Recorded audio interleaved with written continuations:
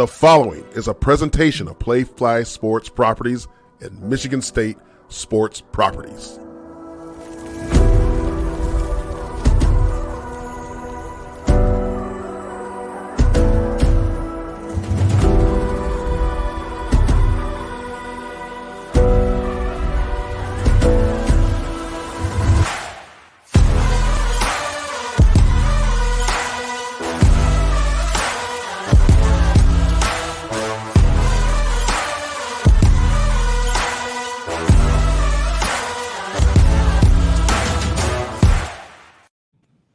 Well, hello and good evening, everyone. It is Thursday, July 27th, 2023.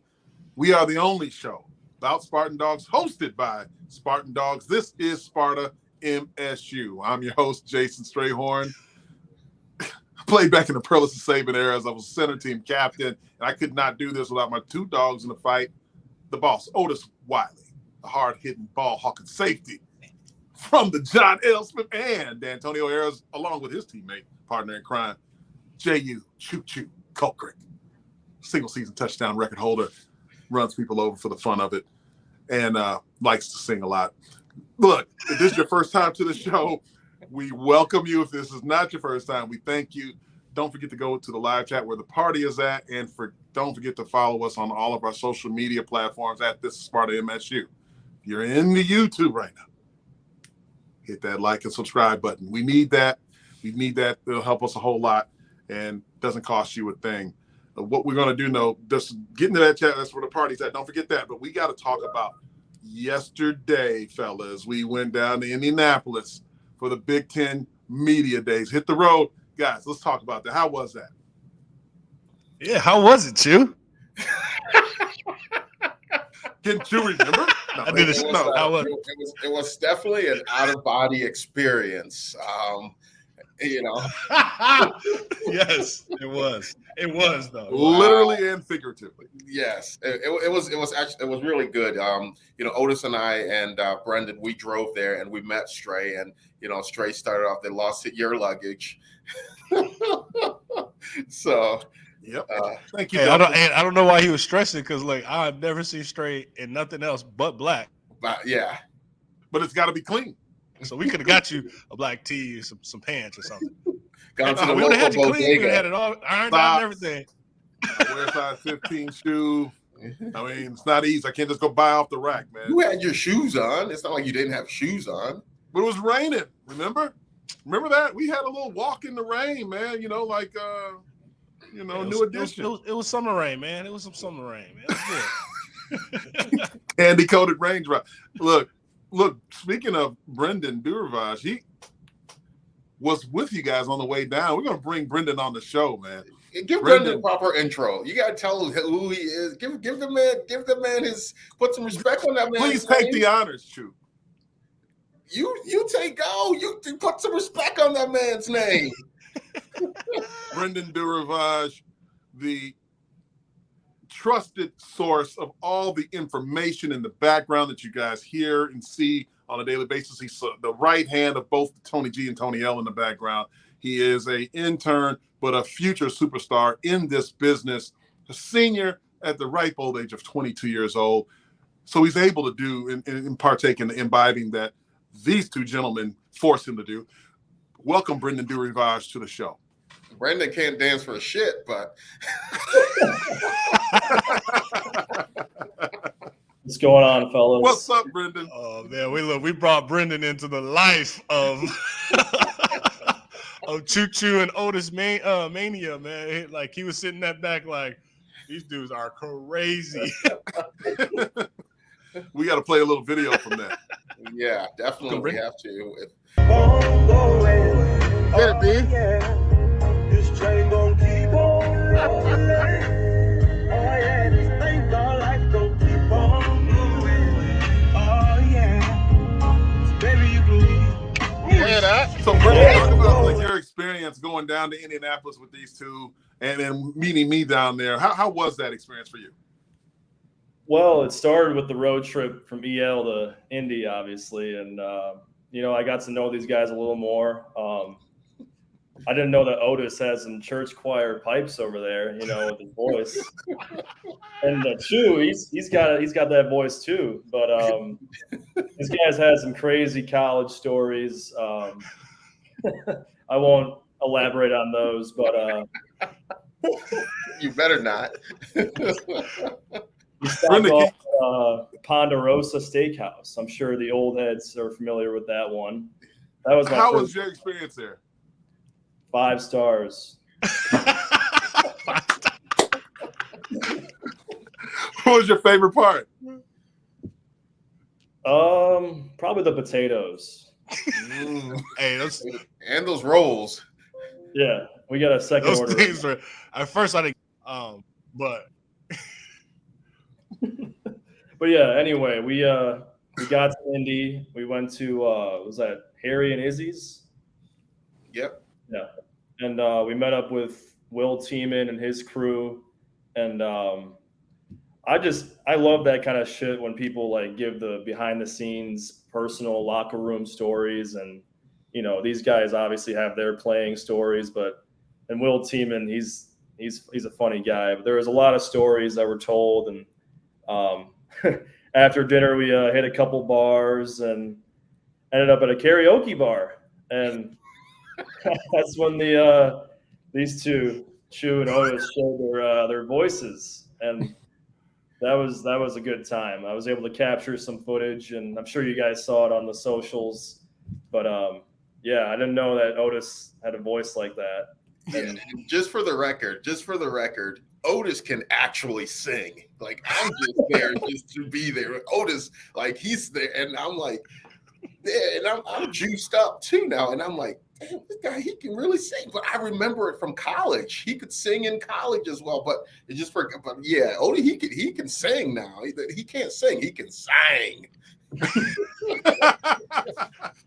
hey, I was thinking about that gravity. I was like, hey man, like you was hype. It was like the hype man. I was like, this is what I need. Like, come on, baby. He was like, sing him, Mo. Tell him, Mo. It got to that point. You were crushing that song. It's like there was no value add of me trying to sing here, but I had a mic in my hand, so I was just like, just be the hype man. Just be that guy. You're like, gravity. I was like, what? You hear that, youngsters? That's perfect imagery of a teammate. What a good teammate. You got to play your role, no matter what that role is. Chu saw a moment, an opening. He said, hey, I'm going to be Flavor Flav and let you be Chuck D. That's a good. No, so Brendan, so we enjoyed spending time with you down there in Indianapolis, man.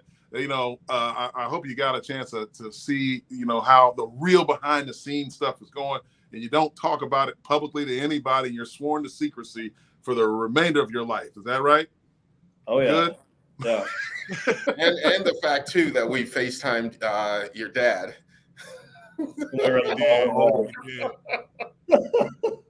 Oh yeah, Mr. Du Rivage. Yeah, I thought he was asleep. It was like 11:30. I usually was in bed by 11:30, 11:45, but we got him in the nick of time. So, man, we got to play some footage. We're gonna get some footage from that karaoke bar here during the show. It's gonna come up at an inopportune time for everybody. But man, thank you, Brendan, for coming on and sharing your thoughts, man. And welcome. This is hey man. You're not a virgin anymore. Welcome to the show. You're on the front end of it. You like this side? Yeah, this is awesome. Yeah. It ain't hard. There you go. Brendan Du Rivage, everybody. Good job. Good job of Brendan, taking some orders, and we really started to we got there and stuff wasn't as buttoned up set up as we wish it would have gone, and then all of a sudden it was like, man, let's go. Let's get it going. So you get a nice little vantage point from his camera view. And, there was one time I think I thought he went to sleep, but he dropped the phone. So hopefully, I know we got that cut out and edited, but he did a great job of, one, he didn't know the credential got him to go everywhere. So you know how when you get your first credential and you're like, where can I go? I was like, Brendan, go up and get down, go up front, get up there. He's standing in the back like he doesn't belong. I was like, you have a credential, go. a good job, man, of seeing all the madness that goes behind what we do. And so it's good to just give him some experience. And, lo and behold, Brendan's going to be like what we were, man. We started out, from the bottom, and then he's going to be our boss. Exactly. Brendan did do a very good job on that trip. He endured us. That's the first win. Endured for sure. And going there and trying to take advantage of the opportunities that was there for us. And from even the simple things of going and getting different footage and, just working on the fly and everything coming together. Shout out to everybody. Otis had his producer hat on. Yeah, I was like, I ain't got to be in the scene. He said, "What'd you say? You ain't like Diddy?" This is y'all show. Yeah, I went like Diddy or Suge Knight. Like, I'm not trying to. Man, good time. While we were down there, fellas, we did have an opportunity to run into our guys, the players that went on the trip. As we know, Mel Tucker showed up. He brought along Jehuu Duplain, Cal Haladay, and Tre Mosley. And we were able to sit down with Tre Mosley, and here's the interview that we had with him. Tre Mosley joins. This is Sparta MSU. Tre, welcome to Indianapolis, down here in Lucas Oil Stadium for the Big Ten Football Media Days. What does this experience mean to you going into your senior year? It means a lot, seeing this great stadium and all the history that's been put into this place. It's great, just being able to be here now in hopes that we get here at the end of the season, foreshadowing it and looking forward to the season.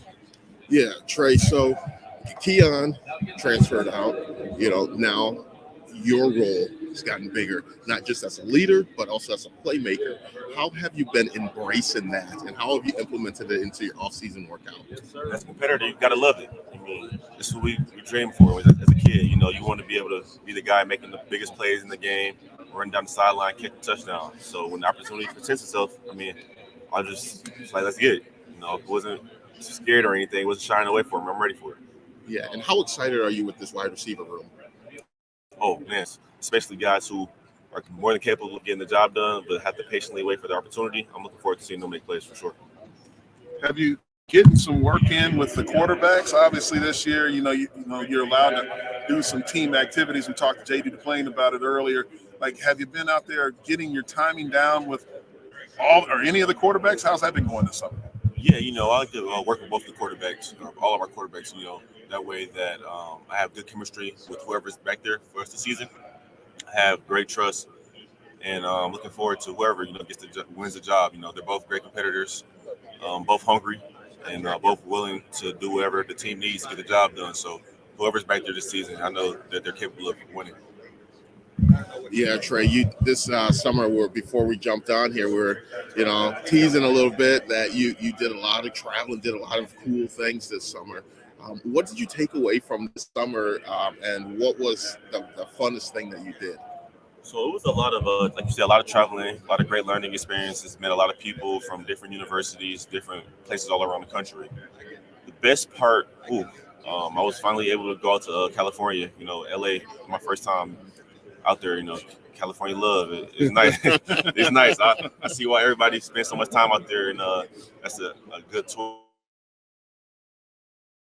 tourist place and destination for people to go. So I'm looking forward to getting back out there.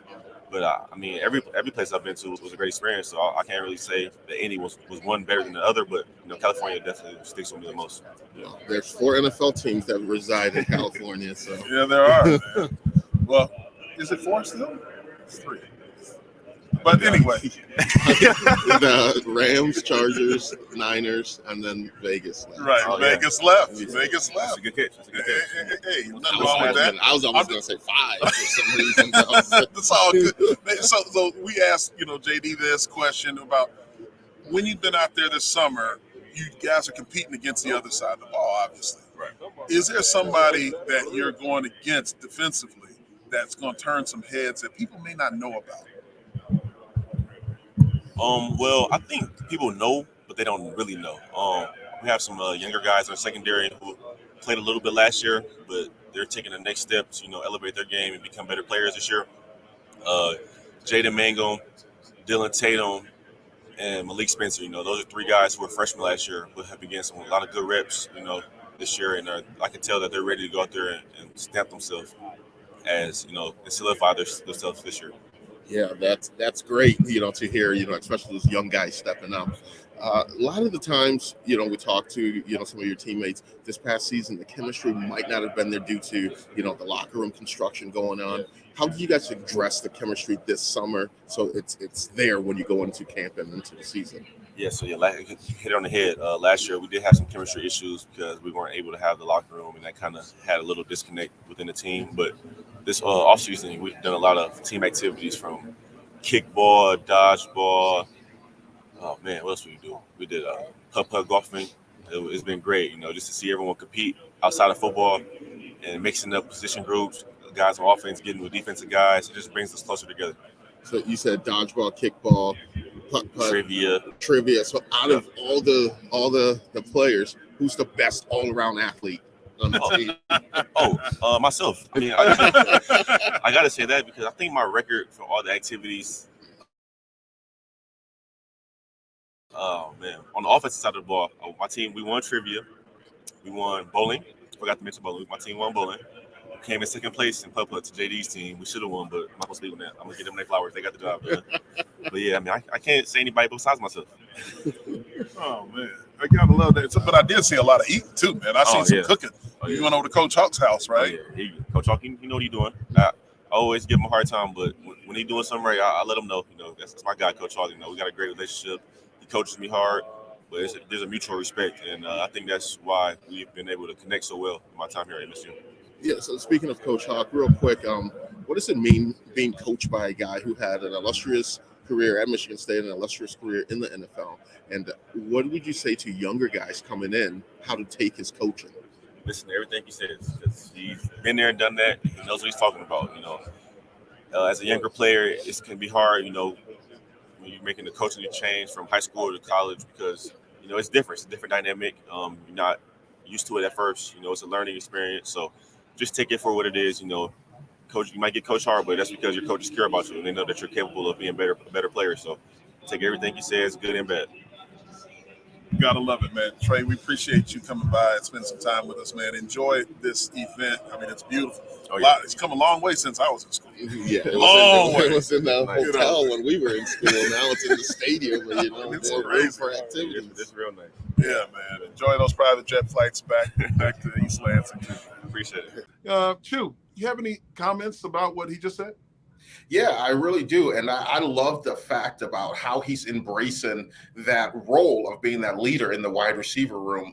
And also understanding that everyone else is going to have to step up. Yeah, things may not have gone as planned. Like, they thought Keon was going to be back and be the number one guy there. But that's the game of football. And, he's embracing the role of stepping up and being that leader, being that number one guy, but also understanding it's going to be a wide receiver group by committee. So it's going to be really exciting to watch this crew.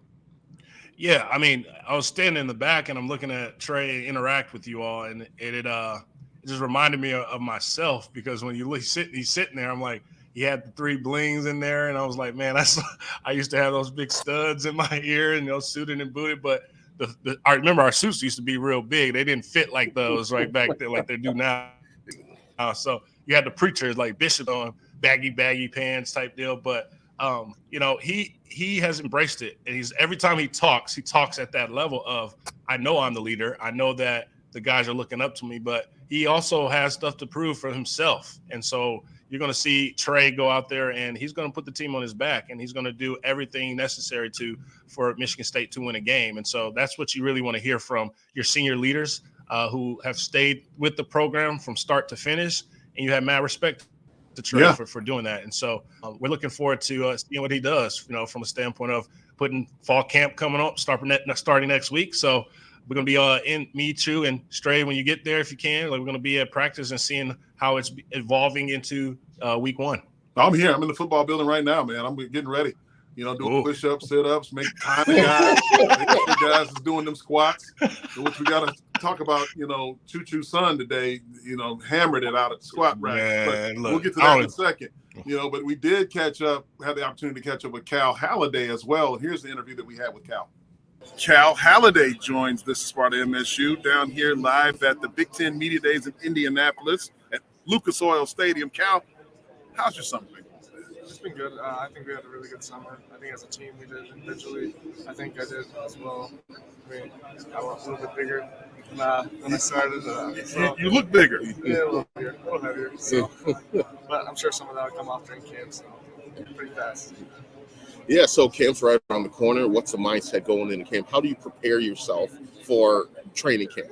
I mean, it starts in the beginning of the summer. Like, once you come back from that little break you have, it's time to start locking in because the summer's important. I mean, we're lifting and running every day, and then we got watch film and still keep sharp on your for defense, at least for defense for me, and offense as well, so that we're not missing a beat when we come back. So we're all really locked in, having meetings and making sure that we're know all the little stuff and making sure that we really locked in, and then it's just go time. Once it's time Absolutely. to go. Once Wednesday rolls around, it's time to go. Without question, man.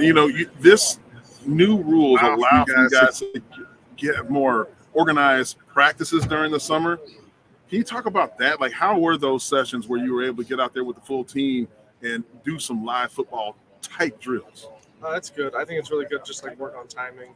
And for a defensive guy, I like to see everything. I mean, it's hard. You can do so much with film, but being able to actually be out there and walk through it, it really helps. I think get the bigger picture, and then you can see how the whole defense works together. I mean, offense, I'm sure it's the same thing. Working on timing, working on who they're supposed to block, how they're supposed to it's just stuff like that. I think it just really helps develop the younger guys as well. Allows them to.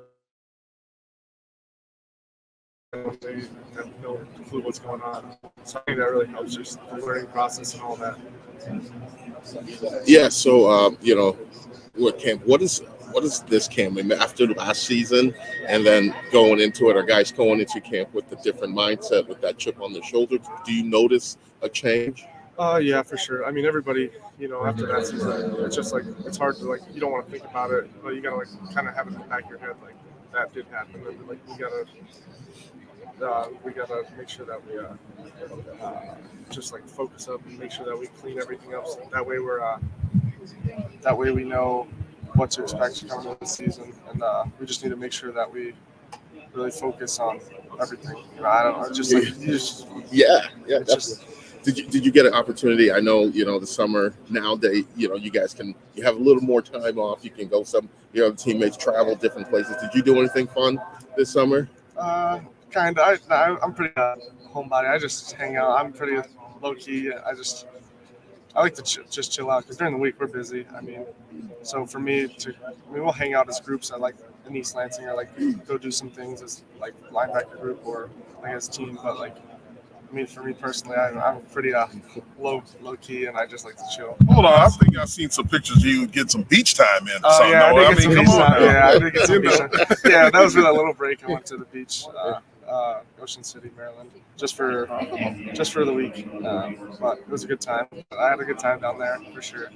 But then it's just time. Once you get back to campus, it's kind of it's a job. Yeah, exactly. All right, the job starts here coming up soon, man. When the season opens up, September 2nd against Central Michigan.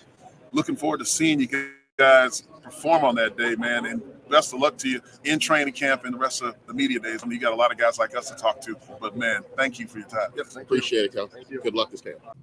Speaking of weight room, Cal Haladay has definitely gotten a little bigger, haven't you? Yeah, absolutely. He's definitely gotten bigger. And after, we saw him, we did the old handshake, hug and stuff. And I looked and I was like, man, he's gotten bigger. So, it's excited to see, the growth that not only watch the maturation process of Cal Haladay, not only mentally, but also physically as well. And you're seeing that, and he understands the pressure that's on him this year. I even joked around with him. I was like, hey, are you going to wear gloves this year? And the answer was no. But I'm going to try starting a rumor that he's going to wear gloves, and then week one, he's not, and everyone will be disappointed. Right. You're going to try starting? Well, you said. Inside sources tells me. Well, you remember JD Duplain talked about there was one time that Kyle had on some tape, like finger tape on his finger. That was the only thing he was going to get close to a glove. But he when you look at Kyle and you meet him, you just say that dude's a well-balanced dude. Like, he is a guy that that is balanced in school and life. And he's coming from vacation, and you talked about where he went, from a standpoint, and he's just a well-reserved guy. But when he puts on that helmet, it's a different Kyle Haladay, right? So that's one of those guys where you think he can actually fit in the back of the day, playing back in the old defensive times, because he's just a gritty, get after it type of guy. You basically see ball, eat ball, and that's all that he sees. And so I'm glad we have him in the middle linebacker spot for us. Absolutely. No question about it. I mean, you got a pig farmer from the hills of Pennsylvania who doubles as a chemistry major, Cal Haladay. Like, well-rounded is just scratching the surface for him. Love to see what he does this season, always being around the ball and making plays. You brought up Jehuu Duplain, offensive lineman. Linemen need love too. We love how the movement is getting there for offensive linemen, defensive linemen now. People are putting them front and center, and luckily we had Jehuu Duplain to sit down and talk with. This is Sparta MSU, and here's the interview with JD. So JD Duplain joins us at Sparta MSU. Welcome to the show, JD, here in Indianapolis for Media Days. Talk about your preparation this summer leading up to camp. Yeah, just getting working. Our strength staff put together a great plan for us, and we just been following it, getting extra work in every day. Doing more team bonding events, getting closer as a team. So we're ready for fall camp to start. We're in a good spot as a team right now. Yeah, you talk about the team bond and getting closer as a team. So the big thing is going to be that line play, this year. How has that line, got together and we're going to be on the same page coming out the gates? Yeah, I think we've done an excellent job this offseason, just hanging out more, getting on the same page. When I'm getting extra work in, I'm bringing those guys with me, vice versa. We have a lot of guys that have played a lot of snaps on the O-line. So we got a lot of guys that, can lead and can help people out and call people out, hold people accountable. So I'm really happy and excited with our offensive line this year, what we can do. Yeah, because, a lot of people talk about it on every football team. Like, the team will go as far as the offensive line takes them. As a senior right now, you and Nick, how do you guys take that responsibility, for the entire team, not only the offensive line room, on your shoulders and to ensure that you guys have a good season? What do you guys feel about it? Just holding people accountable, setting the standard and living up to it. And it starts with us. If we're slacking, then other guys think it's okay to slack. So, we got to come in every day and be on the top of our game, and set that standard for people to follow. And then we've had great buy-in from our players so far. So, it's been great to watch. I've been at Michigan State for 5 years, and this is one of the better off seasons we've had as an offensive line, just with the buy-in. And everyone we know our goals. We know what we want to do. We know what we can do. Now we just got to go out there and do it. And it starts with fall camp. Yeah, you talk about goals and knowing your goals. Going into your last season, Yeah. What are some goals for you? Personally or as a team? Look at both. So a little bit of both. Yeah. Our team goal, we want to win every game on our schedule. Every team we play, we want to win. And we want to dominate the line of scrimmage. We've been talking about, like, when you pause the film 2 seconds in, we want to reestablish the line of scrimmage 30 yards downfield. So, when we watch film, we're going to be watching for that, just pushing guys back, and that creates running game. We take pride in the running game, and it wasn't what it needs to be last year, and we're going to fix that this year. Yeah, you definitely got some good backs in there, Yeah. especially my guy. I got to give a shout out to my His guy, son. Nate Carter from Western New York. Yep. Getting those garbage plates right. So the run game is going to be crucial. Oh, yeah, always but is. this season, there's going to be a new quarterback. Don't know who it is yet. Could be Noah, could be Caitlin. So what are your thoughts, going into camp? What do they have to do to solidify whoever is going to be that front guy? They just got to be themselves. Both of them bring a lot of things to the table. And, just like this offseason, it's been great seeing them just putting in work and, really starting to take control of the offense, both of them. And it's been really good to watch, and I'm excited to watch that in the camp, how it unfolds. I think that room could be a huge, winner for us because we got guys in there that can play ball. You know, you talk about the other side of the football, you know, the guys that you go against every day. Who is somebody on defense that Spartan Nation doesn't know about right now that you think is going to turn heads? Doesn't know about yet. I mean, y'all know about Simeon. He's had a great offseason so far. I mean, he's transformed his body. He's getting strong, putting in work. He's becoming a great leader too. So I mean, you guys got to watch out for 8 this year. He's got a big season coming for sure. Excited to go against him in practice. I'm excited for that too, because that means, you know, best on best, that you that's how you you know, you really have that gameplay simulation. Iron sharpens iron, man. Exactly. All day long, man. Well, we're looking forward to it, JD, man. Like, thanks for coming by, you know, and preparing, you know, for camp. It's one of the things. This coming down here on a private jet isn't such a hard it's not life. bad. It's not bad. hard. It's great to be here. You know, being here just means that we're getting close to ball. You know, this is kind of like that first step into fall camp. You know, talking ball, talk ball forever, man. So it's great to be here. All right, man. That is great. Enjoy the rest of media day and make good memories of it. Yeah, take it all in. Take it all in, man. Got to. All right, brother. Take care. Awesome. Appreciate it. Yep. The big fella, JD Duplain, dropping some knowledge on us. Chew, what you think about him? You know, just sitting there and listening to him and watching him talk, I was like, damn, old linemen are cool now.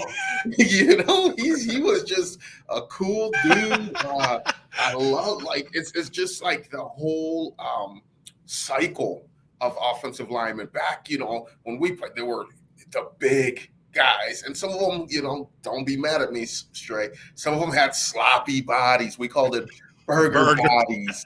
We call it BMW bodies, body made wrong. You know, but nowadays, these old linemen are, you know, put together. They have the athleticism, they have the size, they have the speed, the strength, and everything. And that's all those things that JD Duplain possesses. And you know, it's going to be really fun and really interesting to see this offensive line, because they're come together. They have guys like JD said, you know, they got guys that got meaningful reps last year, and now they're going to put that in. They have the depth. So what that's going to continue to do is keep pushing each other. You know, you can't get complacent if you're a starter, because there's a bunch of other guys behind you that can jump in and play. So that's going to be good. And the competitive nature, you know, he talked about, you know, when they're doing the team building activities, and he couldn't let Tre Mosley win everything. And so they took him in the putt-putt and the golf thing there. So, you know, it's just good to see. And one of the big takeaways too from talking to all 3 of these guys is they brought up how the locker room being back in place. There was an emphasis on this team building this past season. And when we get to Coach Tucker later, he's going to talk about that. They brought in outside, you know, companies to work with the, you know, on team building and everything like that. So it's going to be really interesting to see. And, you know, it was really fun, you know, having the opportunity to talk to JD. Otis? Yeah, you know, JD made it you know, a comment that last year was a fluke. And when you look at that, when that statement is like, they knew that they were better than that. And so when you see those guys sitting in Lucas Oil, you saw kind of the shine in the eyes of, like, kind of seeing the vision of, we can get here. We know we can get here. And so writing the vision, making it plain. And when they go back to campus, to the group and the team, they're going to talk about, obviously, what they experienced there, and just knowing that, you know, it is tangible, it is reachable. Now we got to go put that work in 2 days. Not even 2 days, no more. Look, you see, I'm old school. Training camp, one a day.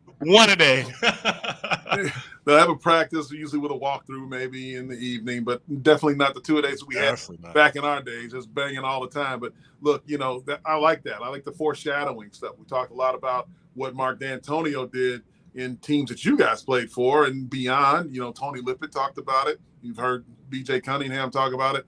You know, talking about seeing Indianapolis, going there and walking around the field and, you know, in the locker room areas and all that. All 14 teams are thinking the same thing, but I think it's critical for those players to be able to see, well, this is the destination. This is where we want to be in December, early December, for a Big Ten championship game. And having all those guys there and hearing how the team is bonding is music to my ears, especially as a former player, because we know what they had to do, endure with last year with the injuries. Not only that, but also the construction, which kind of took them apart from each other. by default.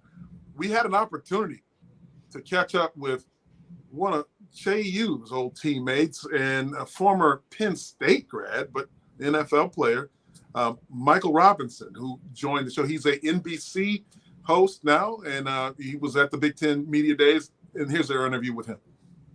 All right, the real Mike Rob. Michael Robinson joins. This is Sparta MSU. How you doing, Rob? What's up? I'm doing great, man. My first media day, or on the media side, is my first media day. But this is pretty cool, man. What an event to see the entire Big Ten Conference here in person, seeing the players, talking football. Yeah, it's that time of the year. Yeah, when we were just talking off air, there used to be a hotel in Chicago. Now it's in a big stadium. How has the college game evolved, from when you played and when we played? Well, the money's going to a lot more places. It ain't just going to a few people in certain offices. It's being spread out. And I think the appetite for college football amongst consumers is just growing. The game of football itself is growing. And so as the game grows, obviously the byproduct is going to be that college football gets bigger, it gets grander, and more money is being made. And again, as you can see, like you said, Jehuu, like the Big Ten Media Day used to be in a hotel, one hotel, everything fit in one hotel. To see it be here in Lucas Oil Stadium in such a grand stage, man, it's pretty awesome to see. So, talk about the transition for you. You're doing broadcasting now at the collegiate level. You're coming from the NFL level. Is there something that you had to do differently to prepare for this season, or do you feel like you got it already because you've been I don't have it already, man. One thing that I truly believe in, man, just know that you don't have it all, you don't know it all, so you always stay humble, you always stay learning, you always stay looking to get better. Transition has been crazy, and I'm still studying, man. I'm still getting my Big Ten stuff in and still understanding exactly what's going on with the conference. But I'm a football guy. Like, I run youth football in the state of Virginia. I have 5,000 families underneath my AAU umbrella in the state of Virginia. I sit on the National Football League Legends and Youth Advisory Committee. We're charged with writing the football curriculum for all of football, for all of the world. And so, to me, it was a natural progression for me to get into the college side and see some of the innovative things that are going on the college side of the game. Not just the players being excited, not just the players being on this level trying to get to the National Football League, but I'm talking about scheme. I'm talking about, some of the things that I'm seeing in playbooks that we're now seeing on the pro side. To me, it's just fascinating to see. Yeah, it definitely is. And so, this season you're going to be working with NBC. NBC is going to be, making a big splash with the Big Ten, prime time games and everything. Michigan State, we're on a couple NBC games this year. And, to end the season, the Black Friday game, you being a Penn State alum, some people in East Lansing were upset that the game's being moved indoors to Ford Field.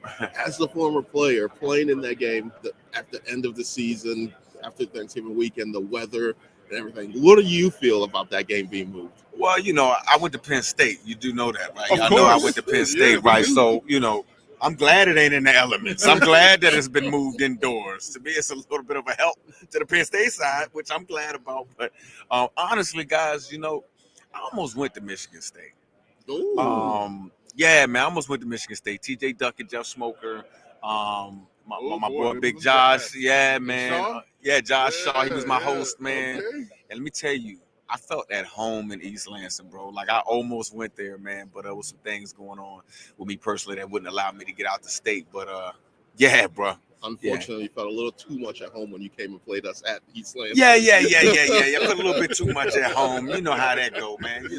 We competing. You really started, your broadcasting journey as, because I was teammates with you in San Francisco. Yeah. You used to have your little camera thing going, doing interviews with players in the locker room, and then then you went to Seattle, and the big thing that I felt, guys, when you try to get Marshawn Lynch to talk. Yeah. When you finally got him to say a word, that was big news. It went all over, and it's that's crazy. How you really got jumped in the media. It was called Messing with Marshawn. That was a segment.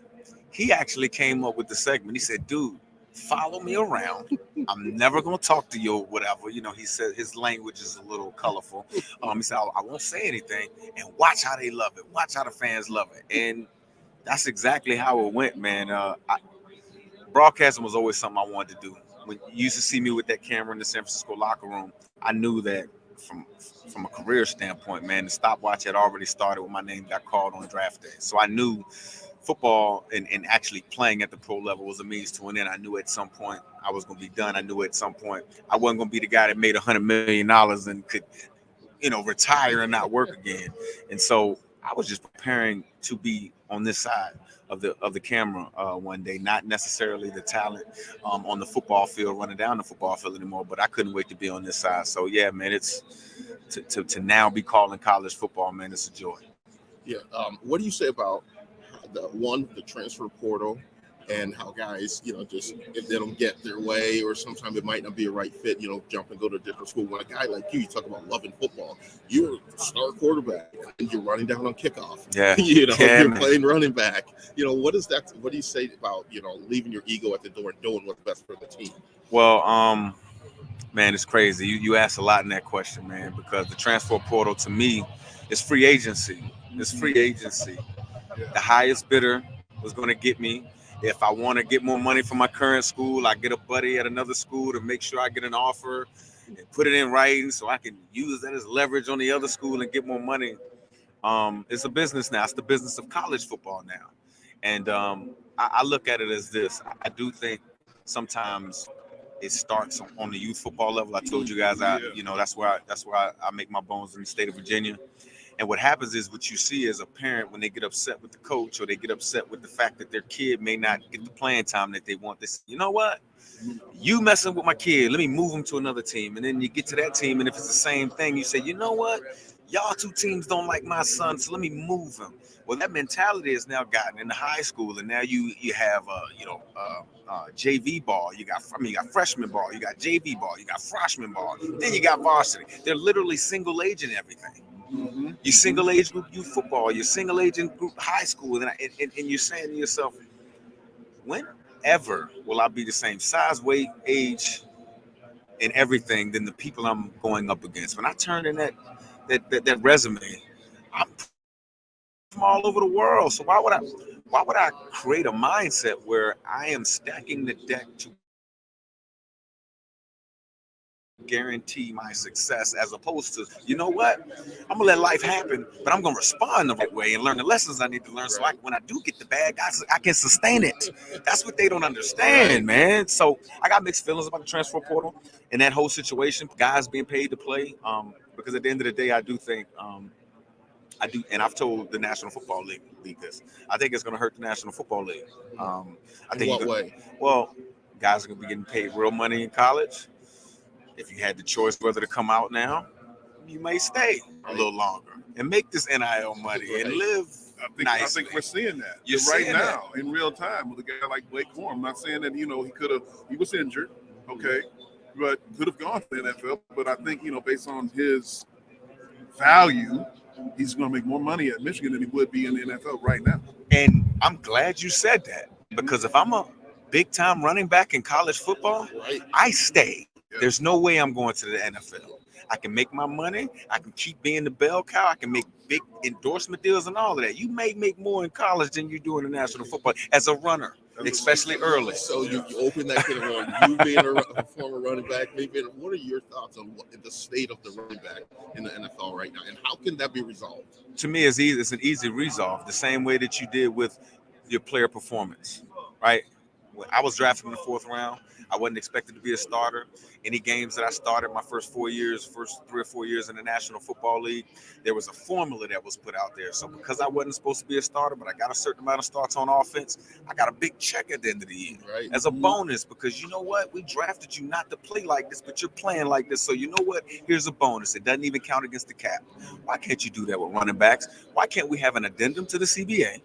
All you have to do is take the yards and the carries and all that stuff of average of the league from the year before. And if you're not one of those top tier backs that are making the $16 million a year or whatever, you get a bonus at the end of the year based off of your usage and again, I'm not a statistics guy. I know there's smarter people out here to figure that equation out, but we can figure that equation out.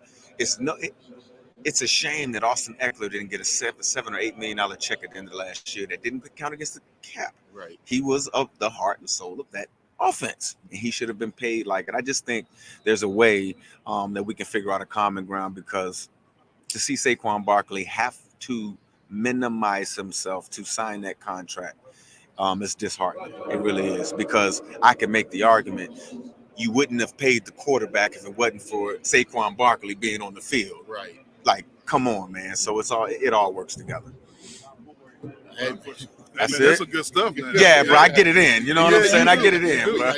We'll call you back in the season. No doubt, man. No doubt. I want to drill down on that youth football stuff. That's where bro. it's at. I got a lot of Yeah. stories for you, bro. Oh, my goodness. We got It's to pass bad. them on. Yeah. Definitely. I appreciate you. No coming doubt, in man. here, No doubt. Doing Y'all be this good. smart. Great energy and a great interview from Michael Robinson, former Penn State great NFL player. Shoot, he brought up an interesting point getting into that NFL running back discussion, huh? Yeah, absolutely. He hit on that and, talked about, now, a running back can make more money in college than he can in the NFL, and, what can be done for that. And I agree with him, having those incentives in there. He said he was a 4th-round pick, and he got, several starts his first year. So he should be applauded and paid for that performance. So I think they do need to make a performance-based clause in the contracts. And I also, think shortening the contracts for running backs, making 2-year deals, 3-year deals. If those guys have that, great run of a couple years, and they can get that money, as opposed to being locked into a 5-year deal, and in year 1 and 2 they just go off, and then their production tail ends a little bit, because running backs come, it's a brutal position. It's a position where you're beat up every single time. You're being targeted every single time. If you don't have the ball carrying the ball, you're in the backfield picking up a blitz. If you're not picking up a blitz, you're in the, you're out running a route. And if you catch the ball, you're getting hit. So that's the thing. They have to take care of the running backs. The running back is needed in the game of football. That makes the game of football exciting. And a lot of times you hear, what was our issue? When at Michigan State, we had success when we had Kenneth Walker running the football. That opened a lot of things up. It made Peyton Thorne look like a good quarterback. So you have to run to win. So the running back is an integral part of the game. So they have to start taking care of the running backs at the next level. Mike Robb drew a very interesting point, and this is a discussion that I think having him back on about talking about the NIL side of things and the transfer portal as well, just to see, get a more in-depth conversation with that. Yeah, for sure. I mean, it was an interesting conversation with him. I like the part that he is pouring into the youth. He's got over 5,000 youth back in home in Virginia, and seeing the passion behind the youth, because these are the next players, the college players. These are the guys that you can pour into them now, teach them the proper techniques and how to carry themselves, how to go about their business is only helpful. And the more guys that are doing that at his experience level, the better it is for the sport overall. And in my opinion, for society. You're teaching these young leaders and men in order to be exactly that, leaders and men the right way, the old school way, whatever it is, and things don't come easy, and teaching them how to overcome adversity. So, hats off to Mike Robb for being able to do that and joining this Sparta MSU, even though he's a Nittany Lion. And Otis, he brought up that Ford Field. So, he thinks it's an advantage for Penn State. We haven't had one player that has said that they don't like being in an NFL stadium in late November. No. That's what we had that interview with James in that podcast, and he's like, hey, it's what's the buzz around campus, and people. I was like, yeah, people are griping and complaining, but they're not in the arena. I mean, like, people that are in the arena and they're getting to play this game, they do not want to play on a frozen tundra outdoor. Like, it's around that last game of November. So to that point, it probably is an advantage from the weather elements. But I think it's also, we talked about, it is an opportunity for our kids to play on a big platform in the NFL venue. And we talked about our time playing at Pittsburgh, Heinz Field, now Acrisure Field.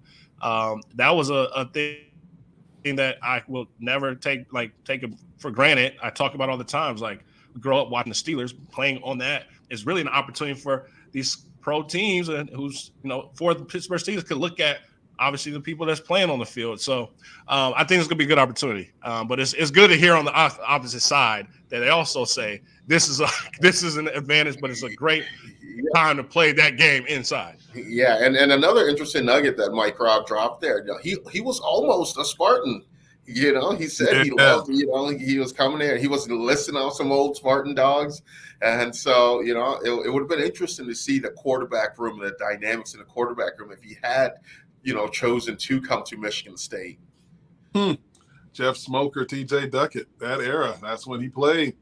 And he played very well at the collegiate level as a quarterback and was able to convert and played several positions, running back, H-back type of, tight end. He was a utility guy in the NFL. So thanks for Michael Robinson coming on our show and joining this is Sparta MSU. We're going to get to Mel Tucker. Head coach Mel Tucker will join the show after this message from our friends over at IHOP. Put a smile on your plate with new pancake tacos. Because when you fold a pancake in half, you get a taco. Or in this case, 3 for $6. Try all 4 flavors, here for a fun time, not a long time. Only from IHOP. Got to drop them pancakes in the chat. And look, the moment that we all were waiting on while down in Indianapolis, we were able to hear a few head coaches talk. And we were able to sit down with the players. But we were able to catch up with Mel Tucker, head coach of Michigan State football, while he was at the podium down in Indianapolis at the Big Ten Media Days.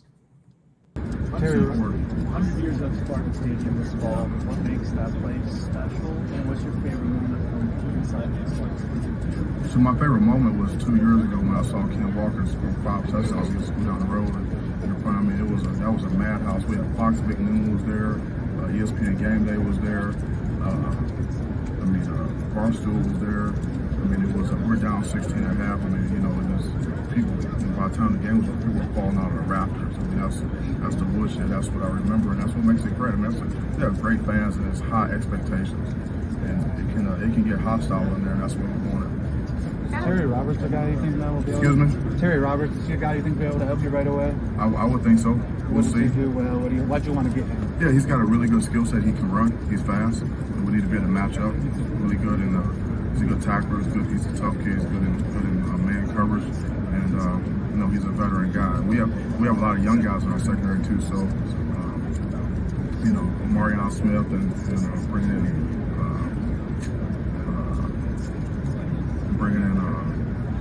Samar Melvin along with him. Those are 3 veteran guys that play like a lot of football. With our young guys. So. Special teams too with him. It seems like I think he's got track record there. So. Yeah, he's a good special team guy.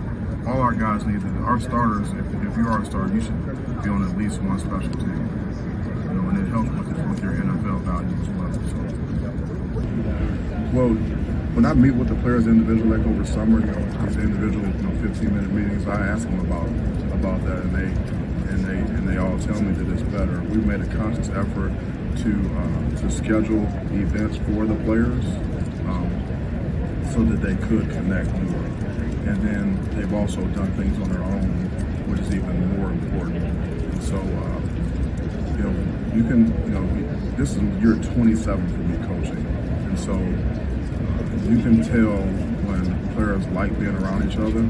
And also, when you build mutual trust on a team, then you see guys holding each other accountable more often in a productive way, and that's happening. We're with these guys in the summer, through the spring and in the summer. There's an 8-week summer program, summer access we have with these guys. These guys are running, lifting.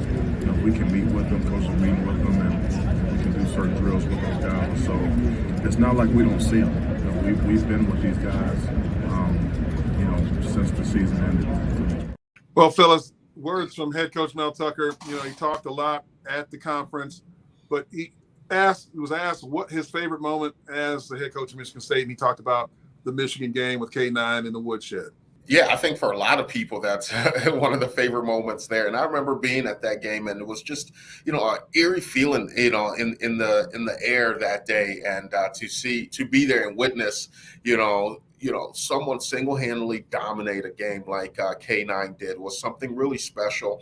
And then on top of it, really big shout out to the entire crew that play the music at Spartan Stadium, for them playing Mr. Brightside after the game, that being a big song that's played in the big house. I think that just added a little bit more to that win.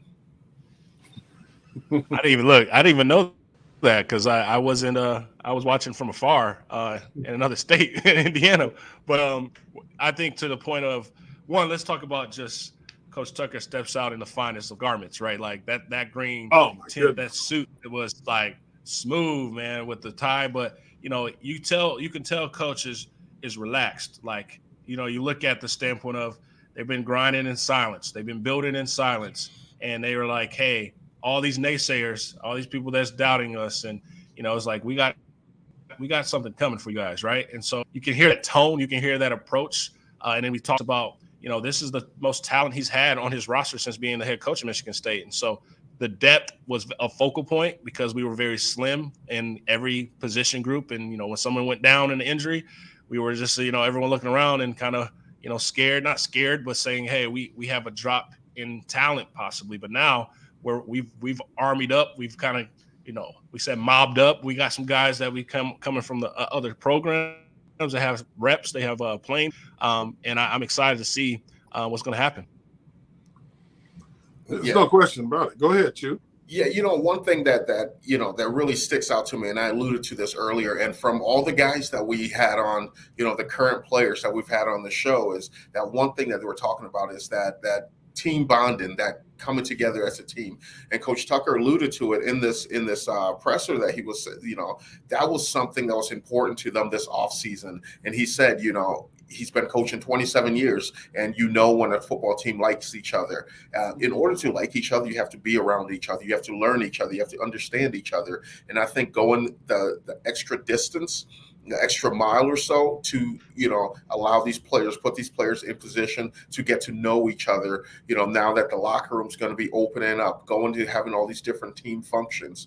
So I think that's really good. And Otis and I, we can relate to it. When Coach D'Antonio first came in, pairing us up with different people that we wouldn't for training camp, get to know each other that way, going up in front of the group, speaking, talking about who your hero is, what your background and everything, so the team knows you. That is something that's really important. And then when you're playing, when it gets tough, when you get to those moments where you need that crucial stop on defense, or you need to pick up that crucial first down, the guy that's next to you. You understand where he's coming from. You understand how he ticks, and what that does. That totally creates that sense of social cohesiveness, and you will go to war for someone that you know and you care about. No, you can't speak about chemistry enough when you talk about how powerful it is on any team, in organization, in life, and families, and all that.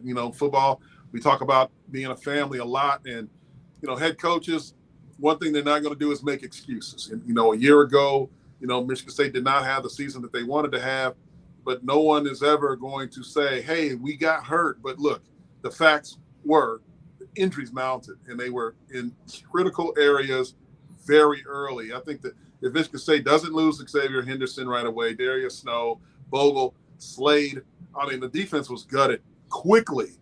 It's a different look. And I think that we talked about this at Dawgs. We talk about losing Peyton Thorne and Keon Coleman this year. It could be a rallying cry for this team. And seeing Mel talk and talking with him, literally in the building right now today, I think this team is coagulating, like you're talking about. They're coming together. They have a lot of chemistry, a lot more than they had a year ago. And it wasn't that there was bad apples. When you're trying to keep up with the Joneses and facilities, you can't have two locker rooms at the same time, and they were using the game day locker room. You brought up that being in that game day locker room every day takes the specialness of what, like, it doesn't make it special anymore. So I think that they're bringing that back with the opening of the locker room next week when they have camp open on Wednesday. I believe that's August 2nd, when camp opens up officially here in Michigan State. Mel Tucker looks ready to go. He's dressed to the 9s, 10s, and 12s, man. So, look, guys, final thoughts before we wrap up this show about the Indianapolis media days for the Big Ten.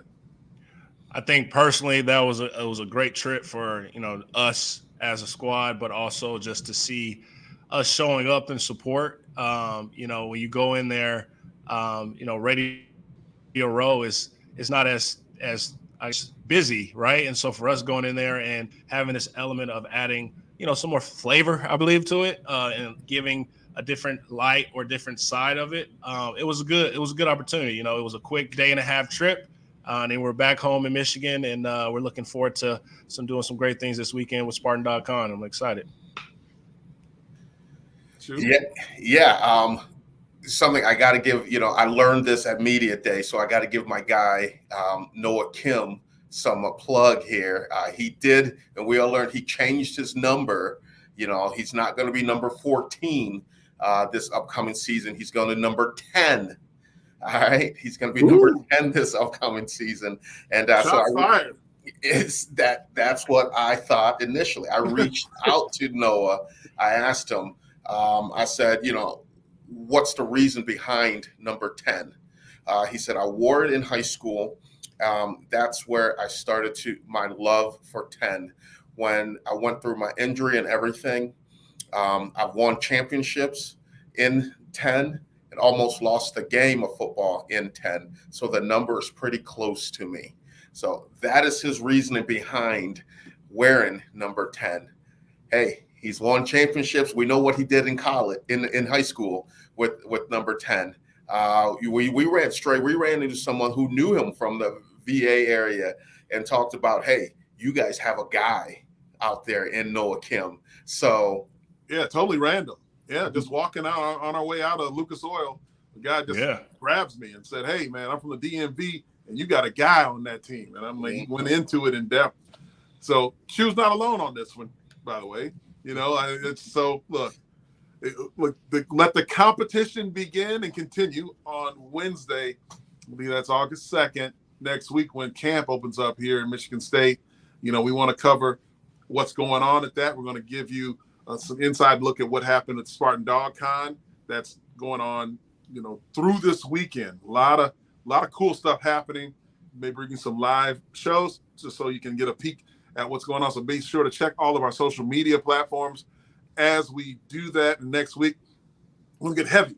We're going to talk about lifting heavy. We're going to talk about football heavy and the schedule and all those things leading up to the season because, man, it's about time. It's football time here in East Lansing. So that'll put a bow on this one. For Otis Wiley Jehuu Caulcrick, I'm Jason Strayhorn. This is Sparta MSU. Have a good night. God bless you. And go green. Go white. This is Sparta MSU is a combined presentation of Playfly Sports Properties and Michigan State Sports Properties. The show is produced by Tony LaBarbera, Tony Gustella, and Process Driven Consulting. Additional support is provided by Brendan Duravage. On-location technical support provided by Good Fruit Video. Be sure to follow our host Jason Strayhorn, Jehuu Caulcrick, and Otis Wiley on social media. To stay up to date with all the latest This is Sparta news, please like and subscribe by visiting our link tree and tell a friend to do the same. Thank you for your support, and as always, go green.